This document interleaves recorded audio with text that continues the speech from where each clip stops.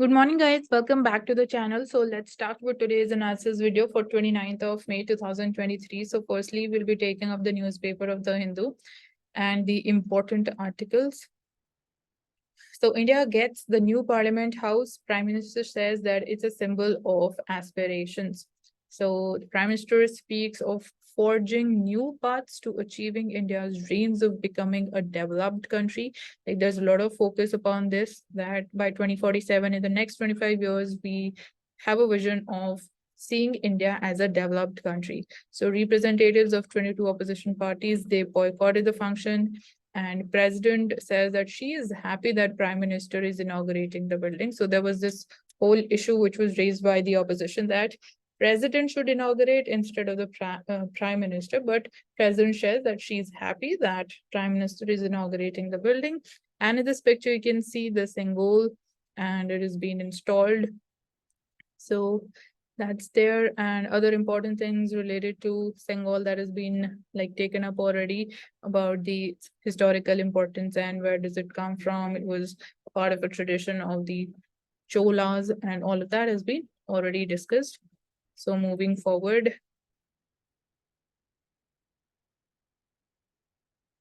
So what is the role of central government or the union when there is like internal disturbance in a state? So you need to find out more about that. What is the role of center? What does constitution says on that? So all of that becomes important. And this is obviously important and in news because of the situation in Manipur and the violence that was witnessed there. So wrestlers, they were detained during march to the new parliament, 35-day protest site that has been also cleared off. So that's there. You can see in the picture, force being used. And Recep Tayyip Erdogan returns to the helm in Turkey after winning runoff. So there were like recently there were elections in Turkey. So again, Recep Tayyip Erdogan, he returns to power.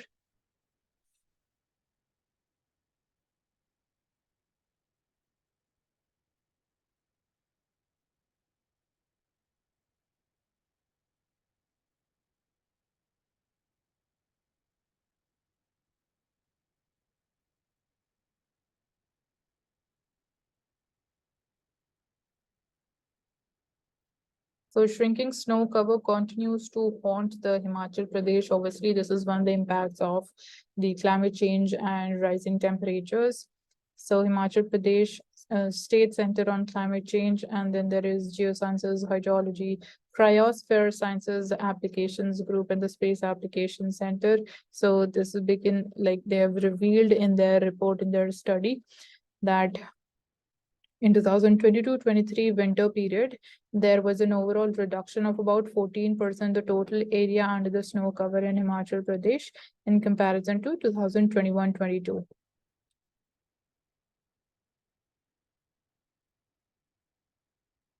Then what is this advanced wide field sensor satellite data? So you can find out more about this technology.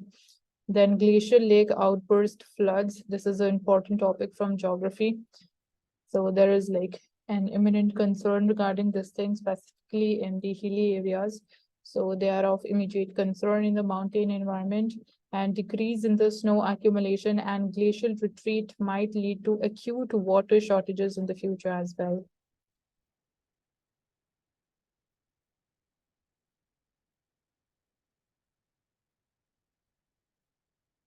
Coming to the editorial page. So here, this is talking about normalcy in Manipur requires concerted action by the government and the civil society. So violence has flared again. So again, we are seeing instances of violence in the state of Manipur. And alarmingly, what began as protest against an order by the High Court of Manipur seeking the inclusion of the Meitei community, which forms the majority in the state, and they are a part of non-tribal group. So the High Court of Manipur gave an order that they need to be given the status of scheduled tribe. So this was the main or the short-term reason because of which we saw violent protests and so much of violence in the state of Manipur.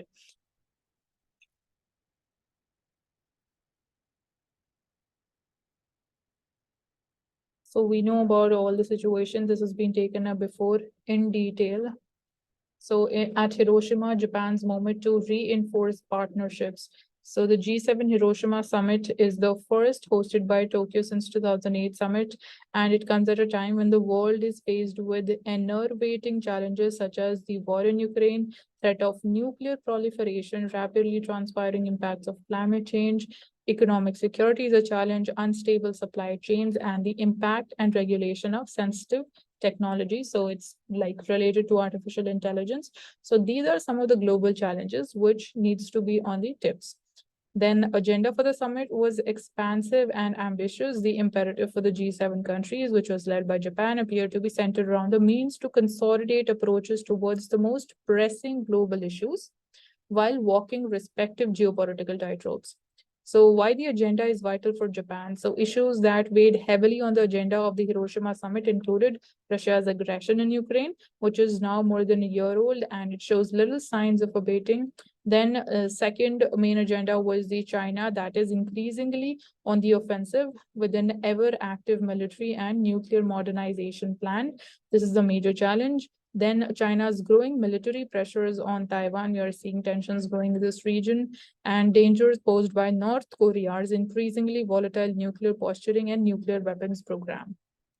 So these were part of the main agenda during the summit. So for Tokyo, the G7 summit was driven by the need to define and devise the means of navigating the complex geopolitical landscape of the Indo-Pacific. So Indo-Pacific is a very important region, and definitely it's important for India also and other countries which are not, littoral countries, but still this region is very important. So security, nevertheless, it informed much of the agenda at the summit as well. And the war in Ukraine, it has had a significant impact in Japan's national security strategy as well. So definitely because of the war in Ukraine, we have seen how geopolitics, it has reordered and how things they have reshaped because of the single war. So New Delhi and Tokyo partnership, that is also important. Recent years, we've witnessed steady collaboration between New Delhi and Tokyo. So India-Japan relations, that becomes important. With regular joint military exercises, they have been conducted by the two countries. There was progress of agreement on the economic cooperation also. While Japan, it has been involved in South Asian region through its involvement in several infrastructure initiatives. Also, recent years, we have witnessed India partnering with Japan for advancing the same objective through the development of infrastructure projects in third countries in the Indo-Pacific region. So India and Japan, they are also collaborating together with investments in third countries in the Indo-Pacific region. And the two key principles form the central basis for both Japan and India's role in the Indo-Pacific. So that includes first is the preservation of a rule-based order, and second is the opposition to any unilateral attempt to alter the regional order. So these forms the two basic and most important principles. So advancing the Shinzo Abe's legacy, Fumio Kishida, as the current Japanese Prime Minister, is enthusiastically carrying forward the legacy of his predecessor, Shinzo Abe, who was a strong advocate for Japan's active role in the world and worked determinedly to strengthen the country's ties with its allies. So there was participation of India, South Korea, Vietnam, Indonesia, Australia, and Brazil, among others. That is also a further instance of Japan looking to build upon its relationships and transform them into partnerships that would bolster the region.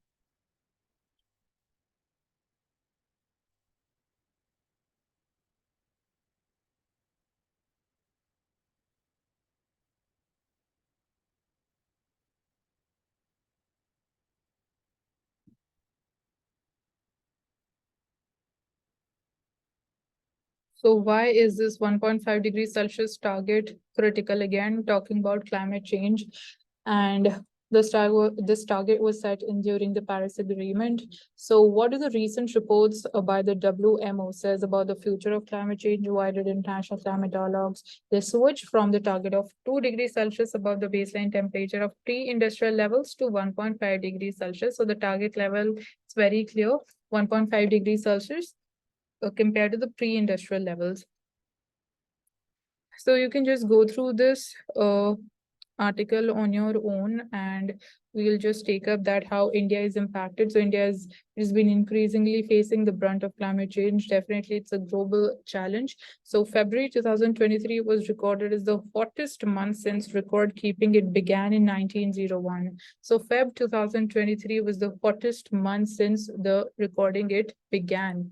So in 2022, India witnessed extreme weather events for 80% of the days. So we can say that the frequency of extreme weather events that has increased with time. And Indian monsoons, they were wetter than usual last year after recording extreme heat during the pre-monsoon period, resulting in wildfires in Uttarakhand and acute food shortages as well. So there are like a lot of challenges because of climate change. So decadal predictions of the WMO said that annual mean global surface temperature between 2023 and 27 will be between 1.1 to 1.8 degrees Celsius higher than the baseline temperature of 1850 to 1900, that is the pre-industrial levels. So for decades, 2 degrees was an acceptable level of warming, but the idea of 1.5 degree was perceived as unrealistic and unachievable. However, the 2-degree target was unacceptable to small island countries as it implied that their survival was compromised. So जब हम 2 degree वाले target की बात करते हैं, तो it was like not acceptable to the small island countries because of the rising sea level. That is a major threat to them. But when we talk about the target of 1.5 degrees Celsius, so that was a kind of unachievable or a very difficult target. So that's why the target of 2 degrees Celsius, that was acceptable and that was taken forward. But now we are switching again back to 1.5 degrees Celsius target. And climate risk and hazards, they impact the human population definitely, and also the ecosystem, depending upon the what is the level of exposure, what is the degree of vulnerability and adaptive capacity. So it has exacerbated food insecurity, challenge, displacement, and deaths. So here we have this graph also. So it's talking about the global warming projections for 2100. So historical emissions is this dark line. This is the level of historical emissions.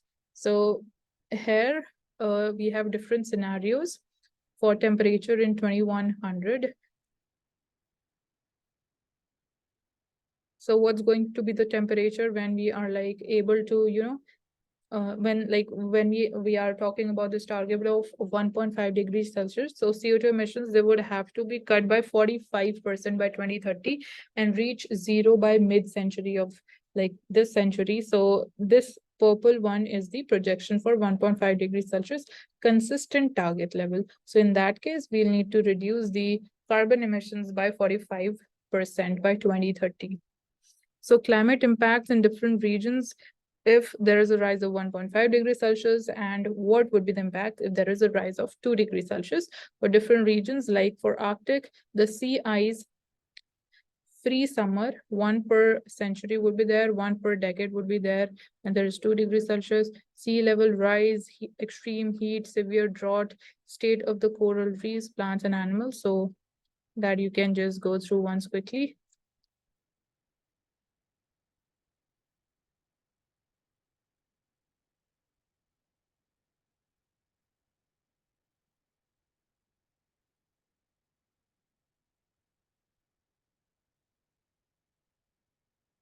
So an opulent house, art lines, rupees 200 crore interiors. So you can see the pictures from the ceremony of inauguration of the new parliament building. Here you can see the symbol being transferred to the Prime Minister. So this is the new Lok Sabha house. So huge and beautifully crafted. So a Foucault pendulum, it swings inside the new parliament. So that's how it looks. So it is a deceptively simple device. It is used to illustrate the Earth's rotation. So one of the features of the new parliament building in New Delhi inaugurated on Sunday is a Foucault pendulum, which is suspended from its constitutional gallery area. And it has been designed and installed by the National Council of Science Museums. So it is named for the Leon Foucault, who was the French physicist who devised this apparatus in 19th century, and it is a deceptively simple design, a device which is used to illustrate the Earth's rotation. So that's what it symbolizes.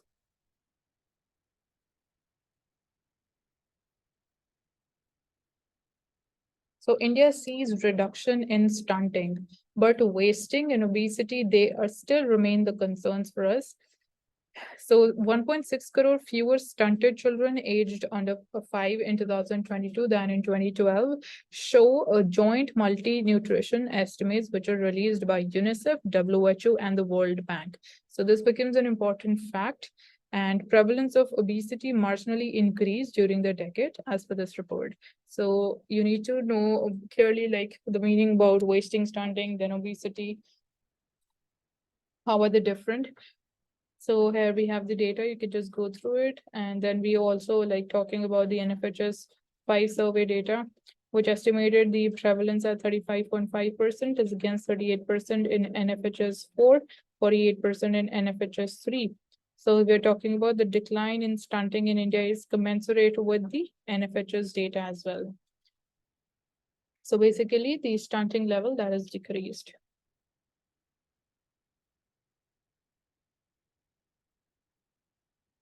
So dengue, it is now a nationwide infection from prevalence in the 8 states in 2011. Now it is a nationwide infection. So all the important facts, you can just find out about it. So half of the world is at the risk.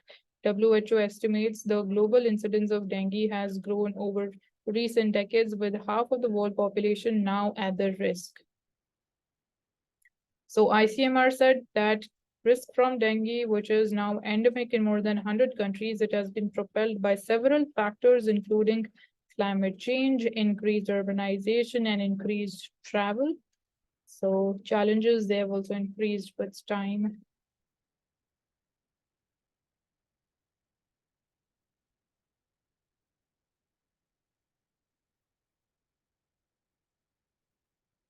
So one killed as Russia launches the largest drone attack on Kyiv.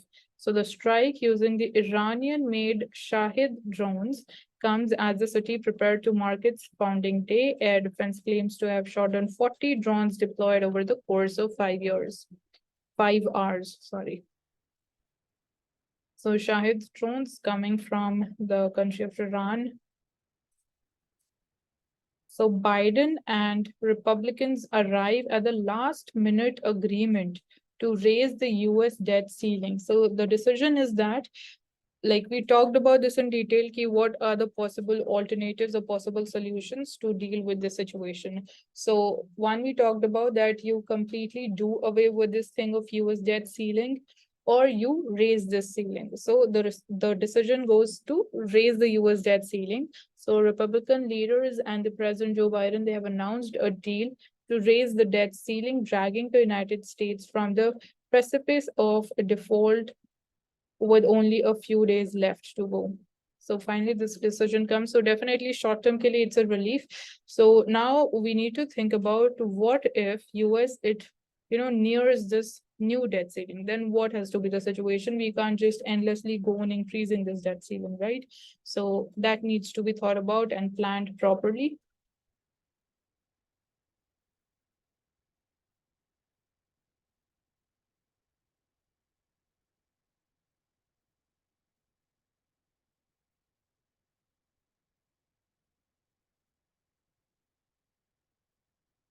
Coming to Financial Express newspaper, so India Inc. dividend payout source 26%. So topping the charts, we have TCS, Vedanta, Hindustan Zinc, Coal India, ITC, ONGC. Likewise, you can see threat to competition, it is like up is increased, but CCI, it has a staff problem. So these are like mere challenges, like the basic things which needs to be addressed. So recent amendment to the Competition Act, it have strengthened India's antitrust law. However, Competition Commission of India, it seems unequal to its task owing to a slow pace of capacity building, if not also a lack of political will to give it a free hand.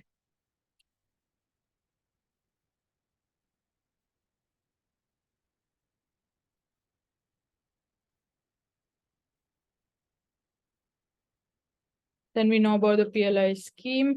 And there was a question also this year in the prelims exam regarding PLI.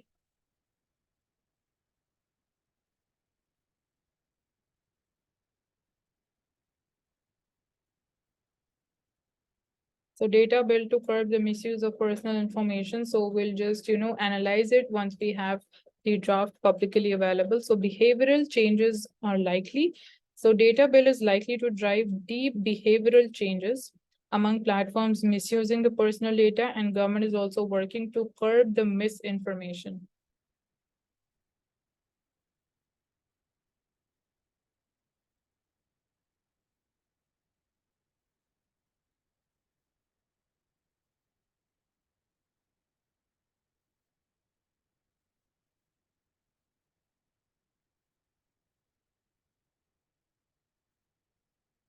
So again, it is talking about the climate resilience. Like there are a lot of ways that needs to be, adopted when it comes to dealing with climate change and the impacts. So you need to work upon the resilient front, then adaptation and mitigation. So we need to like live with that, but we need to adapt to those changes, whatever is happening.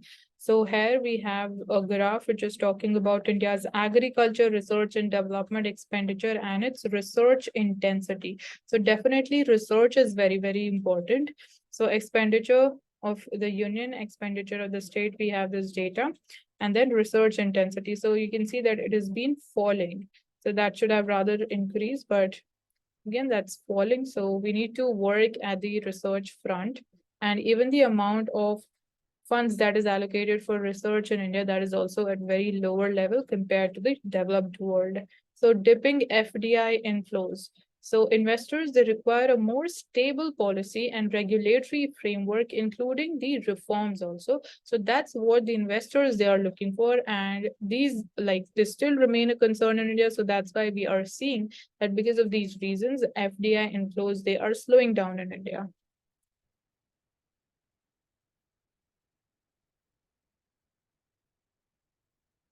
Then talking about the mangroves, so countering climate change, mangroves get a fresh lease of life. Talk about the action on the ground. So here you can see Ericsson's connected mangrove project in coastal Gujarat. So they have like supported project to plant 1 lakh mangrove samplings in coastal Gujarat. So firstly, you need to be aware about that where all in India you get mangroves. Then use of geotagging services with sensors and peripheral devices to monitor how are they like growing, and then data collected to help increase the survival rate of mangrove saplings and create conservation strategies for the future also. So it is not just, limited to planting the saplings and you are done. You need to monitor also, you need to ensure that you're taking steps to conserve them also so that they survive and like we are able to meet the ultimate objective for which they have been planted.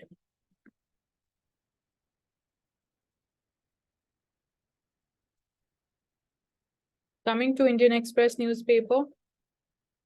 So here you can see a huge picture of the newly inaugurated Parliament House. This is how the new Lok Sabha looks. So some dates they become indelible signatures of history on the forehead of time. That is 28th May 2023 goes into the history of India. New Parliament building will become basis for creation of new India. So it draws parallel with the national awakening during Mahatma Gandhi's movement 25 years before independence. And you can see Prime Minister holding the symbol. So Prime Minister is the symbol of House trust, deeply satisfied that he inaugurated it. This is our president. And on the very same page, we have Delhi police detain protesting wrestlers and they clear the Jantar Mantar site as well. And FIR have also been lodged against the wrestlers on the charges of rioting. So they like even they had planned a march against basically the allegations that they have raised. So they had planned a march towards the new parliamentary building. So that's why they were detained because they were not following the laws and the rules as per the police.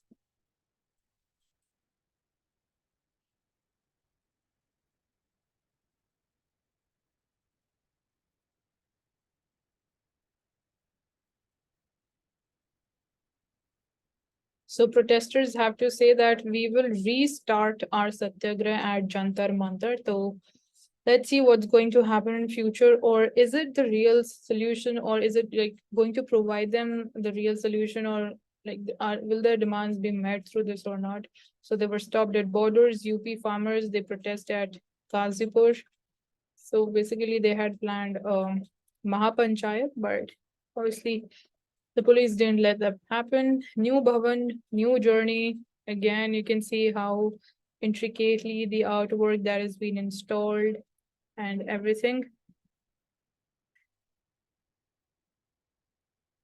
Prime Minister said that the new parliament building will witness the dawn of a self-reliant India.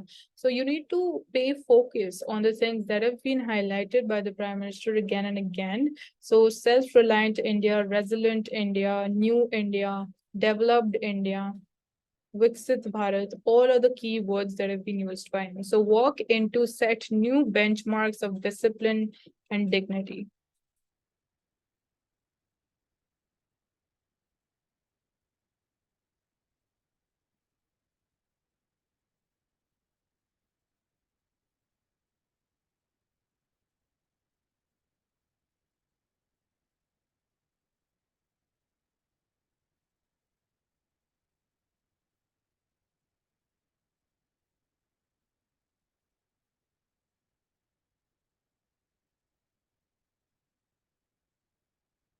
Nutrition in a warmer world. So definitely because of climate change, we are having the challenge of firstly the food security and then nutrition security as well. So savings from fertilizer, power subsidies, it can be flowed into research and improving the food security. So that is one of the solutions that has been suggested by this article, that you can, like, instead of providing fertilizer and power subsidies, you can use that amount to like into research and development that can help in improving the food security situation. But again, this cannot be done suddenly. So we need to look at some other better alternatives which can be taken up in order to deal with the challenge of food security. So it is again talking about the Sangol. It represents the tradition of ethical spiritual authority over the political authority. So questions they are being raised about the story around the Sangol. Besides the photographs of Nehru receiving a Sangol from the priest, there were reports in the international media like Time magazine that vividly narrated the incident. So we've all like talked about a lot. But this Sengol's a new parliament will give new energy, new strength to the world's largest democracy. This new building of parliament will become the basis for the creation of new India, a prosperous, strong, and developed India. So you can, just take away the keywords that are being used. We have seen in Turkey that Recep Tayyip Erdogan, he comes back to power. Russia reigns the largest drone strike since war in Kiev ahead of its founding day. You've seen this also. President Biden and McCarthy reached tentative US debt ceiling agreement. So we have seen that the debt ceiling limit that has been increased for the time being. So envoys of 30 nations visit the Hindu temple site in UAE. So ambassadors from more than 30 countries and other dignitaries, they visited the construction site of the BAPS Hindu Mandir in Abu Dhabi. On the explained page, NAVIC launch. So it is talking about the India's regional navigation satellite system. So why regional navigation system? It matters to India. So what's new in the NAVIC satellite? So above, like as stated before, like in here, you can just go through it once. Like, okay, I can start from the very beginning itself. So ISRO, it will launch the first of the second generation satellites for its navigation constellation, and 2232 kg satellite, which is the heaviest in the constellation, that will be launched by a GSLV rocket that will lift off from Sriharikota. And all these 7 satellites currently in the Indian Regional Navigation Satellite System constellation, operationally named NAVIC, they weigh much less, and they all rode the lighter PSLV. So there are like total constellation of 7 satellites in NAVIC. So what is new in the NAVIC satellite? So the second generation satellite, pristine NVS 01, which is the first of ISRO's envious series of payloads. It is heavier. Other than that, we have a new element is the atomic clock satellite. It will have a rubidium atomic clock on board, which is a significant technology developed by India. And the space qualified rubidium atomic clock indigenously developed by Space Application Center Ahmedabad. That's important technology, which only handful of countries they possess. Then we have L1 signals for better use in wearable devices. So that's also something new. And then longer mission life. So it would be like second generation satellite will also have a longer mission life of more than 12 years. So existing satellites, they have a mission life of 10 years.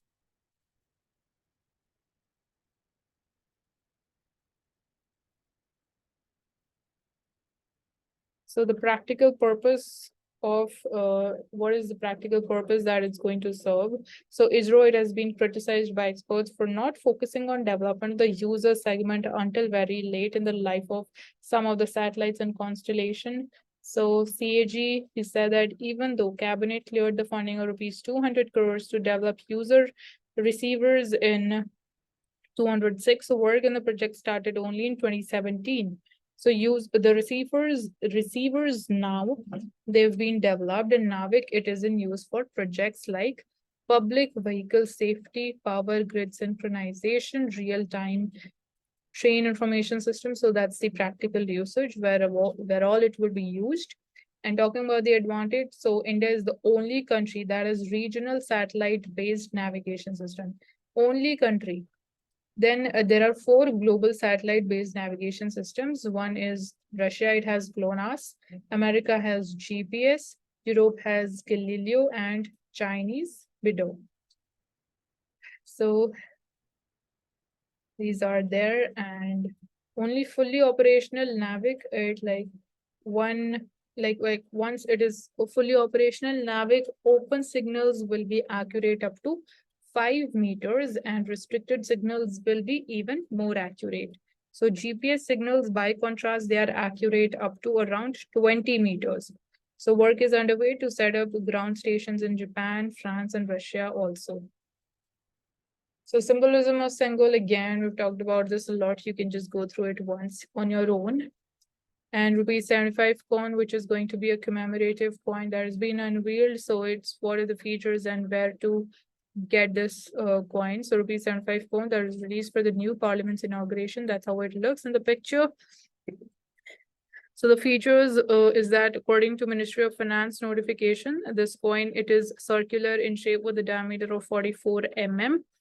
And the composition of the coin is of a quaternary alloy. So 50% silver has been used, 40% copper, 5% nickel, and 5% zinc. So the face of the coin shall bear the lion capital of Ashoka pillar in the center with the legend Satyamev Jayate inscribed below, flanked on the left periphery. And on the right periphery, we have the word India inscribed. So that's there. So inscription Sansad Sankul, that is written in Devanagari script on the upper periphery, while the words Parliament Complex, they are in English on the lower periphery of the coin. So can you really use them to acquire these commemorative coins? You can like visit the website of the Securities of Printing and Minting Corporation of India Limited. And most often such coins, they are meant to be just collectibles. So you can't just, use them. So who can actually design and mint coins in India? So we have the Coinage Act 2011. It gives the central government the power to design and mint the coins. So the power rests with the central government. So RBI's role is limited to distribution of the coins supplied by the central government. So the center, it often releases commemorative coins according to its own choice, and it also mints them at the request of the third parties. So in 2017, government issued commemorative coins to pay homage to Indian actor and politician late M.G. Ramachandran, Carnatic singer M.S. Subbulakshmi. So decision was taken after a request was placed by Sri Shanmukhananda Fine Arts and Sangeeta Sabha for the M.S. Subbulakshmi coins. So all coins that are minted in the 4 mints which are owned completely by the government of India, located in Mumbai, Hyderabad, Kolkata, and Noida. So, which was the first such coin? So, India released the first commemorative coin in 1964 in the honor of Jawaharlal Nehru, who passed away that year. So Model Prisons Act 2023, how it differs from the existing laws and why its need was felt. So there was a question this year regarding this also. I hope that this would have come before, but anyways, we'll understand and take this up now. So Ministry of Home Affairs said that earlier this month that it has prepared a Model Prisons Act of 2023 to replace the existing 130-year-old colonial law governing the prisons. So there was a question over this colonial law. So definitely it's 130 years old, so that's very sufficient and enough to say that we need prison reforms. We need a new act which is in synchronization and which is relevant to today's times and challenges. So what are the new provisions being proposed? So Model Prisons Act seeks to create provisions for the grant of parole, furlough, and remission to the prisoners to encourage good conduct. So you need to also know the difference between these three. Then also it aims to provide separate accommodation to women and transgender inmates, ensure the physical and mental well-being of the prisoners, focus on the reformation and rehabilitation. So it seeks to bring about transparency in the prison management, include the provisions of security assessment and segregation of prisoners, individual sentence planning, grievance redressal. So all of these things, they are a part or they are going to be a part of the new law. So along with the Prisons Act of 1894, the Prisoners Act of 1900 and the Transfer of Prisoners Act of 1950 have also been reviewed by the Ministry of Home Affairs. So what were the earlier laws that we were following? So first legislation that governed the management and administration of prisoners in India was the Prisons Act of 1894. So there was a question over this act and it defined what is a prison, and that's how the definition goes. Act, it had no provisions for reformation or rehabilitation, and it permitted whipping provided that the number of strips shall not exceed 30. So you can imagine, obviously, like it date back to 130 years. So these things, that was reality back then. And this act, it did not apply to the civil jails in the state of Bombay, outside the city of Bombay, and those jails are administered under the provisions of Section 9 to 16 of the Bombay Act. So Prisoners Act of 1900, that was introduced with the objective of consolidating the several acts relating to prisoners, replacing the separate enactments by a single act. So at present, the jail manuals of each state, it deals with the administration and management of its prisons. So is the new act, is it binding on the states or not? So according to the provisions of Constitution, prisons and persons detained therein fall under the state list. So this means that responsibility of prison management and administration is with the state government, which alone is competent to make appropriate legislative provisions. So Ministry of Home Affairs stated that owing to the critical role played by the efficient prison management in criminal justice system, so center find it's crucial to support the state's immunities. So the ministry, it has clarified that it may serve as a guiding document for the states so that they may benefit from its adoption. So basically, it is not binding on the states.